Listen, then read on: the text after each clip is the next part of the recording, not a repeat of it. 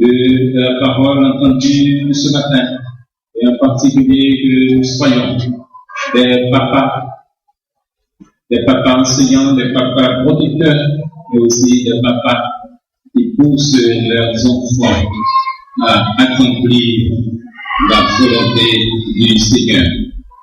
Nous allons, mes frères et mes sœurs de Christ, avancer vers la fin de ce culte, tout en ayant en tête la prédication du jour. Nous chantons « Aimer au Sauveur charitable, c'est de mon cœur l'ardent désir. Seigneur, ta grâce est redoutable, qui ne veut pas la saisir. Ô Seigneur, en ce jour suprême, ton enfant saisira ta main, car toi seul est toujours le même, derrière, aujourd'hui, demain.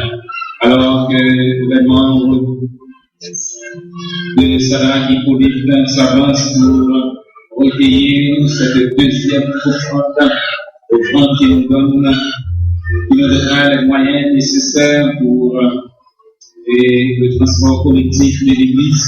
N'oubliez pas l'opération de Yadoken et on est de tout genre et s'il vous plaît, vos pièces de 20 centimes d'une goutte.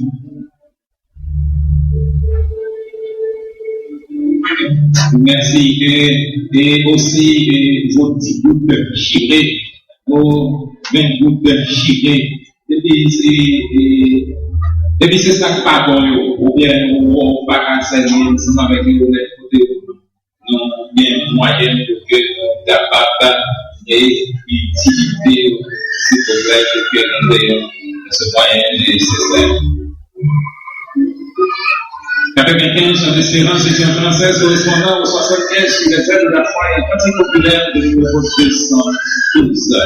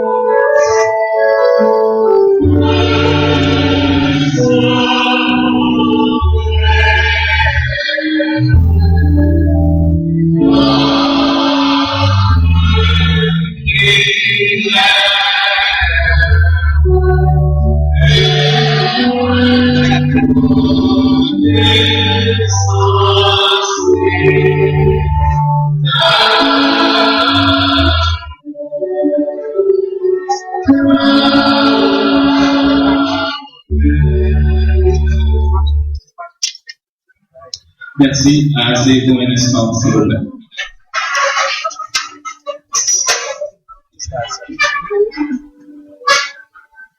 Vous pouvez faire un demi-cercle ici. Ok, ça va. Et chers parents, laissez-nous vous donner la lecture biblique pour de telles circonstances. Et ces commandements que Dieu te donne aujourd'hui seront dans ton cœur. Tu les inculqueras à tes enfants et tu en parleras quand tu seras dans ta maison, quand tu iras en voyage, quand tu te coucheras et quand tu te lèveras. Dans le cours de l'année, Anne devint enceinte et elle enfanta un fils qu'elle nomma Samuel. Car, dit-elle, je l'ai demandé à l'Éternel. Quand elle m'eut sevré, elle me fit monter avec elle et prit 3 taureaux, un épha de farine et une autre de vin. Elle me mena dans la maison de l'Éternel à Shiloh. L'enfant était encore tout jeune. Ils dégorgèrent les taureaux et ils conduisirent l'enfant à Élie. Anne dit, mon Seigneur, pardon, aussi vrai que ton vie, mon Seigneur, je suis cette femme qui me tenait ici près de toi pour prier l'Éternel. C'était pour cet enfant que je priais. Et l'Éternel a exaucé la prière que je lui adressais. Aussi, je veux le prêter à l'Éternel. Il sera toute sa vie prêté à l'Éternel. Et il se présentèrent là, prosternant là devant l'Éternel. Et le jeune Samuel continuait à grandir, et il était agréable à l'Éternel que les hommes. Instruit l'enfant selon la voie qu'il doit suivre, Et quand il sera vieux, il ne s'en détournera pas. Le 8e jour, auquel l'enfant devait être circoncis étant arrivé, on lui donna le nom de Jésus, nom qu'avait indiqué l'ange avant qu'il fût conçu dans le sein de sa mère. Et quand les jours de leur purification furent accomplis, selon la loi de Moïse, Joseph et Marie le portèrent à Jérusalem pour le présenter au Seigneur. Et voici, il y avait à Jérusalem un homme appelé Siméon. Cet homme était juste et pieux et attendait la consolation d'Israël. Et l'Esprit Saint était sur lui. Il le reçut dans ses bras, bénit Dieu et dit: Maintenant, Seigneur, tu laisses ton serviteur s'en aller en paix selon ta parole, car mes yeux ont vu ton salut. Son père et sa mère étaient dans l'admiration des choses qu'on disait de lui. Or, l'enfant croissait et se fortifiait. Il était rempli de sagesse et la grâce de Dieu était sur lui. Et Dieu continue d'utiliser cette portion de sa parole pour l'édification, à salut et au bonheur parental. Amen. Chers parents, l'Église, je vous demande de bien vouloir suivre, mes chers amis. Ce qui est le plus important, c'est ce que j'ai fait.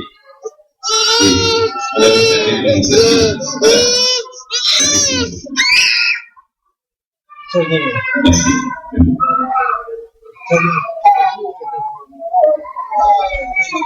Chers parents, l'Église vous accueille avec vos enfants et vous présente les plus vives félicitations.